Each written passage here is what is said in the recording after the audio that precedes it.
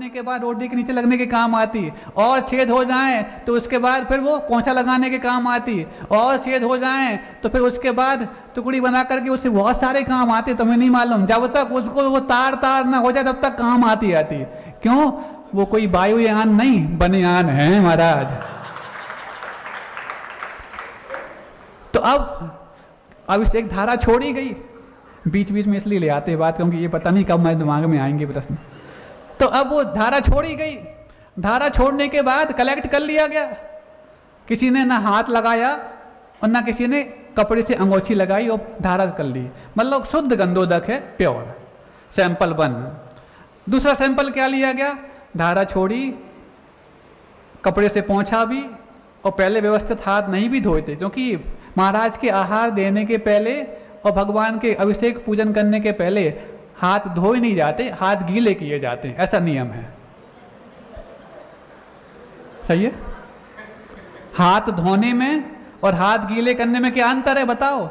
महाराज हाथ धोने में वो होता है कि महाराज यहाँ से शुद्धि करके गए हैं और उसके बाद चौकी में भी आप जग से हाथ धुलाते हैं और लगभग 1-2 गिलास पानी तो उसको धोने में लग जाता है। और हमारे पास ऐसी रिद्धि हो गई है कि एक इतने से गिलास पानी में पूरे 50 लोगों के हाथ धुल जाते हैं और आधा गिलास बचा भी रहता है। रिद्धिधारी हैं आप लोग। तुम लोग के यदि हाथों को यदि किसी लेबोरेटरी में जाके चेक कराया जाए तो जहर से कम ना निकले वो। फिर भी साधुओं के पास पता नहीं कौन सी सामर्थ्य है कि तुम्हारे जहरीले हाथ से भी वो अमृत ले लेते हैं और उस बदले में आपको अमृत प्रदान भी कर देते हैं। समझ गए ना? ताली नहीं बजवाई है, आगे से ध्यान रखना, इसकी उम्मीद भी की है।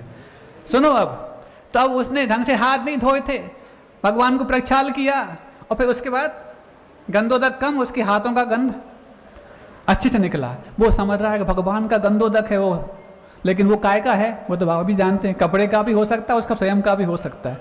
कलेक्ट कर लिया गया सैंपल 2, ठीक है। और सैंपल 3 क्या था? ये 2 तो होगा गंधोदक के सैंपल। तीसरा सैंपल था जिसमें आप पहले हाथ धोते हैं भगवान का गंधोदक लेने के पहले, जिस कटोरे में जल लेते, शुद्ध जल जिसको। तो एक में था शुद्ध जल जिसमें कई लोगों ने हाथ धोए थे गंधोदक लेने के पहले। दूसरे वाले में क्या था?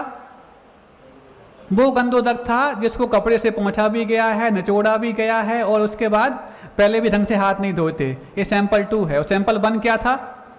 प्योर शुद्ध गंधोदक जिसमें किसी ने टच नहीं किया, धारा छोड़ी और कलेक्ट कर लिया गया। अब तीनों को टेस्ट करने के लिए स्टैंडर्डाइज्ड लेबोरेटरी में भेजा गया। तो जब तीनों के टेस्ट करने के बाद रिपोर्ट आई तो आप क्या उम्मीद करते हैं?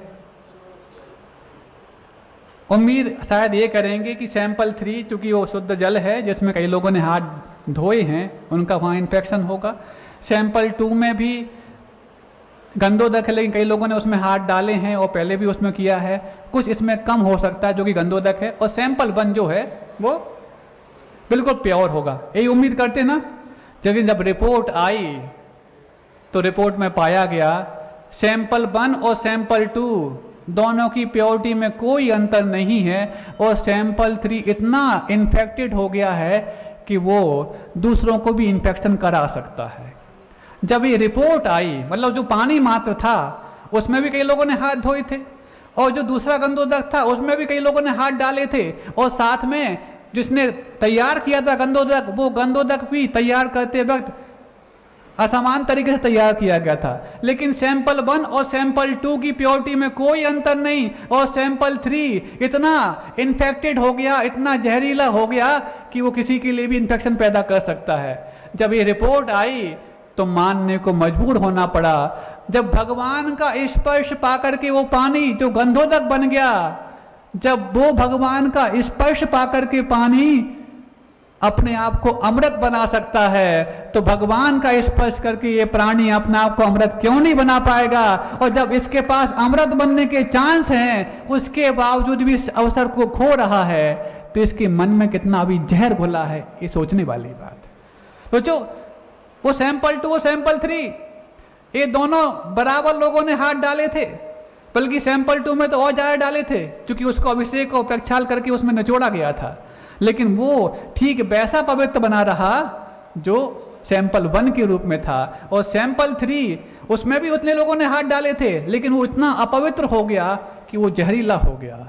जब ये रिपोर्ट आई तो लगा जब भगवान का स्पर्श पाके पानी भी अमृत हो सकता है, इन्फेक्शन का लयस हो सकता है, तो फिर वो पाप का नाश करने वाला भी अवश्य हो सकता है, क्योंकि पाप हमारे मन का इन्फेक्शन है और गंधोदक का जो अपना गंदा पानी, गंधोदक नहीं, जो हमारे शुद्ध जल का गंदा पानी है वो हमारे तन का इन्फेक्शन है। तो तन का इन्फेक्शन भी जब ठीक हो सकता है तो मन का इन्फेक्शन करने के लिए तो हमारी आस्था उसमें अवश्य काम कर ही जाती है, वो भी ठीक क्यों नहीं होगा। कभी आपने देखा हो जहां पर तमाम हाइजीनिक व्यवस्थाएं की जाती हैं हॉस्पिटल में, मल्टी स्पेशलिटी हॉस्पिटल होती है कि नहीं आज के समय में, तो वहां पर जगह जगह दिन भर फिनाइल के पोंछे लगते रहते हैं और बिल्कुल ग्लव्स पहन के ही पूरे पूरे काम किए जाते हैं।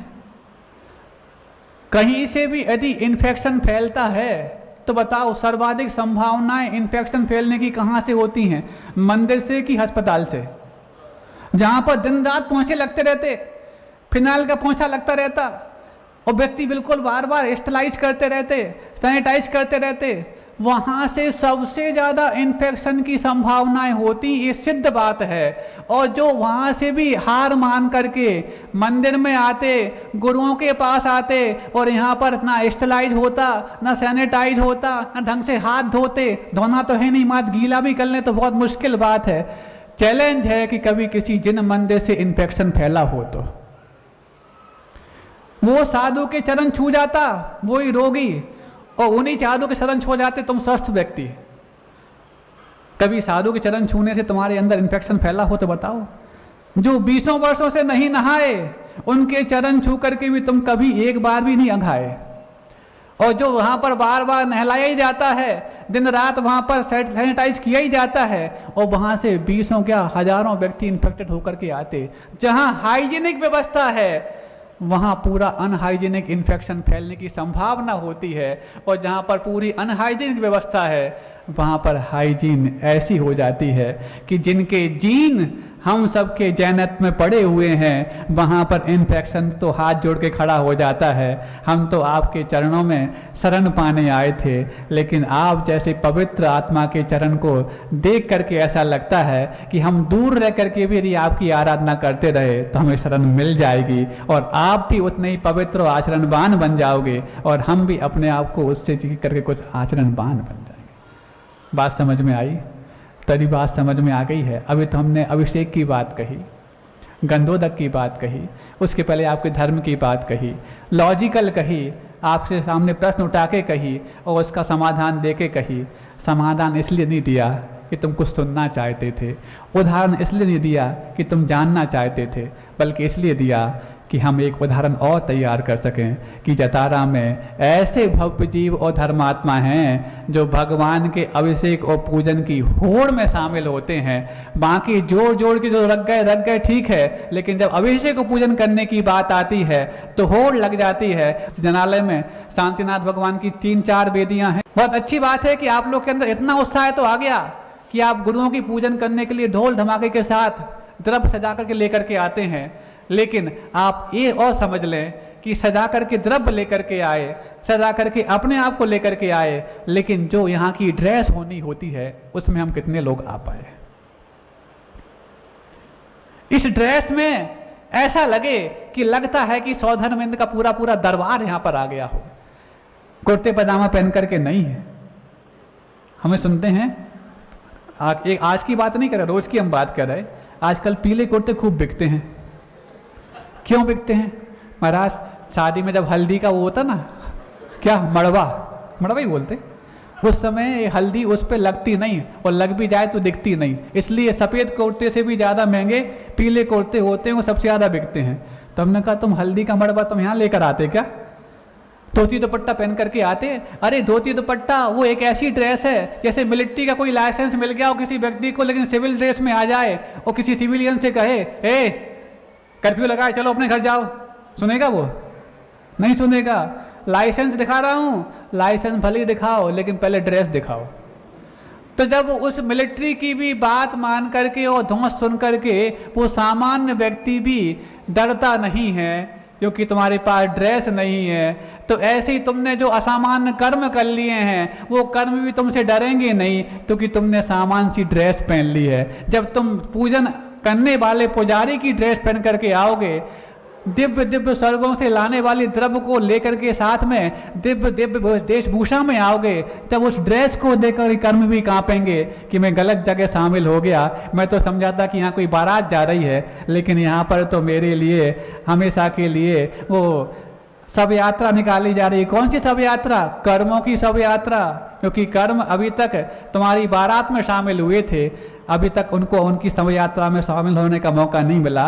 और ये कर्मों की अंतिम यात्रा मानी जाएगी जब हम सज धज करके और पूजन की वेशभूषा में प्रतिदिन नहीं, कल से ही 5 तारीख तो बाद में आएगी, कल 4 ही तो है, आज 3 तो होगी, एक दिन तो बीच में बता है, बाद में बताया आप लोगों ने। कोई बात नहीं, कल से आएंगे और 27 तारीख तक तो आते ही रहेंगे, लेकिन उसके बाद इतने गहरे संस्कार पड़ जाएं ताकि हमें लगने लग जाए कि 2 उंगलियों से दबाने वाली चीज़ जब पीड़ा होती थी, तो जब 10 उंगलियों का दबाव हमें आए तो वो पीड़ा की जगह सेवा लगने लग जाए। ऐसे धर्मात्मा हम बन जाएं। अहिंसा परमो धर्म की, बोधि समाधि परिणाम शुद्धि, स्वात्मोपलब्धि शिव सौख्य सिद्धि, चिंतामणिम चिंतित वस्तु दाने त्वां वंदमानस्य ममास्तु देवी। नीतियाँ और रीतियाँ कई बार व्यक्ति की गतियों के भी लिए निर्धारण करने के लिए कारण बनती हैं। सही नीति से चल रहा हो लेकिन सही रीति हो, जरूरी नहीं। रीति सबको समझ में आ रही हो, नीति सही हो, जरूरी नहीं। दोनों सही हों बहुत दुर्लभ है, दोनों गलत हों बहुत सुलभ है। इन सब से रचा पचा ये संसार। कई बार कोई ट्रेडिशन फॉलो करना है, रीति को फॉलो करना है, परंपरा को पालन करना है, तो कई बार ऐसी कुरीतियाँ भी बीच बीच में जुड़ती चली जाती हैं, जिनको लेकर के तत्काल तो लगता है कि ये प्रासंगिक है, लेकिन बाद में जब उसके दुष्परिणाम सामने आते हैं तो ये इतिहास पहचानना भी कठिन हो जाता है कि इसकी रीति या ये परंपरा प्रारंभ कब हुई थी। इतिहास उठा के पढ़ेंगे तो कई ऐसी परंपराएं रही हैं जिन परंपराओं का तत्काल समावेश भारतीय संस्कृति की मूल धारा में हुआ, प्रासंगिक था, परिस्थितियां थीं, इस कारण से उसको स्वीकार करना पड़ा, लेकिन वो परिस्थितियां गुजर जाने के बाद भी आज परंपराएं ज्यों की त्यों बनकर रह गई। कई ऐसी परंपराएं आपने स्कूलों में भी, इतिहास की पुस्तकों में पढ़ी होंगी, तो कई बार पुराण ग्रंथों में भी आपको देखने को मिली होंगी। एक परंपरा थी सती प्रथा की परंपरा। क्यों प्रारंभ हुई थी, उसके पीछे उद्देश्य क्या था? क्योंकि पति के अवसान के बाद उसकी पत्नी की शील की रक्षा जब कठिन हो जाए तो उसने शील को बचाने के लिए जीवन कुर्बान करना भी आसान उपाय समझा। तो शील की रक्षा जब कठिन थी और उसके लिए इस प्रकार का शील का रक्षा ना होना मृत्यु से भी बढ़कर त्रास देने वाला लगने लगा, तो उसने मृत्यु को स्वीकार किया बजाय कि शील को छोड़ना। ऐसे कई दृष्टांत आपको देखने को मिलेंगे। और उन परंपराओं के चलते जब धीरे धीरे जीवन शैली में और संस्कृति में सुधार हुआ, उदारवादी लोग सामने आए, तो धीरे धीरे उन परंपराओं की अब आवश्यकता नहीं है। तो आपने सुना होगा राजा राम मोहन राय के समय सती प्रथा का तिरस्कृत होना स्वाभाविक हुआ और वो बंद भी हो गए। और भी हम परंपराएं थीं, लेकिन ये शील बहुत महत्वपूर्ण वस्तु इसलिए भी है क्योंकि यदि शील का पालन होता है तभी जाकर के समाज की शील भी लगती है कि ये विश्वसनीय है।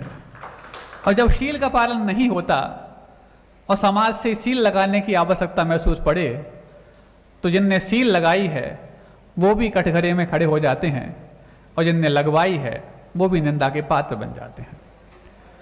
ऐसी कई परंपराएं आपने देखी होंगी। आज पता नहीं क्या दिमाग में आ गया, लेकिन जो भी आया है आप सबके पुण्य से आया है। यहाँ बैठते ही गुरुदेव की जब आप लोग पूजन करते हैं तो गुरुदेव ही ऐसा एक नया नया विषय लाके हमारे दिमाग में छोड़ देते हैं। फिर हम उनसे पूछते हैं आपने विषय दे तो दिया, हम बोलेंगे कैसे? तो वो कह देते हैं जिसने विषय दिया है उसने बोलने की जिम्मेवारी भी ली है। तो यदि आपने जिम्मेवारी ली है तो मुझे क्यों बिठाला है?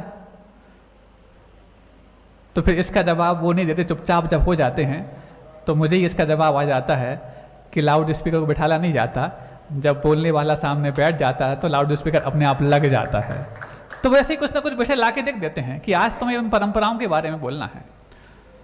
यूं तो देखा जाए तो स्वस्थ जो परंपराएं होती हैं वो स्वस्थ परंपराएं उन बांध की तरह होती हैं, यदि जिनको बचा के ना रखा जाए तो विप्लव आ सकता है। आपने बांध देखे हैं? मराठी में उसको धरण बोलते हैं, हिंदी में उसको बांध बोलते हैं, बंधा भी बोलते हैं, और भी कई सारे, डैम इंग्लिश में बोलते हैं। तो ये जो बांध बनाए जाते हैं, बांध को बनाना जितना आसान है उसको बचाना उतना ही कठिन है, क्योंकि इतना लाखों करोड़ों गैलन पानी जब उसमें भरा हो तो उसकी माटी की अथवा पत्थर की दीवारों को, उसके बेट को सरवाइव कर पाना इतना आसान तो नहीं। तो जैसे बांध की सुरक्षा के लिए उसकी दीवारों की सुरक्षा आवश्यक है, नहीं है तो वो दीवारें यदि क्षतिग्रस्त हुई, दरार आई तो मात्र बांध नहीं टूटेगा, कितने सारे शहर और गांव उसमें उसके विप्लव के शिकार हो जाएंगे।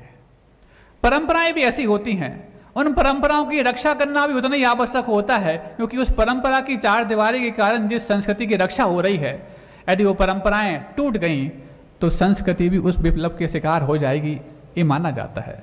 लेकिन कौन सी परंपराएं जो संस्कृति को सुदृढ़ बनाने के लिए, समीचीन बनाने के लिए और उसके लाभ इस समाज को देने के लिए आवश्यक हैं, ऐसी उन परंपराओं के लिए तो बांध की मजबूती बिल्कुल आवश्यक है।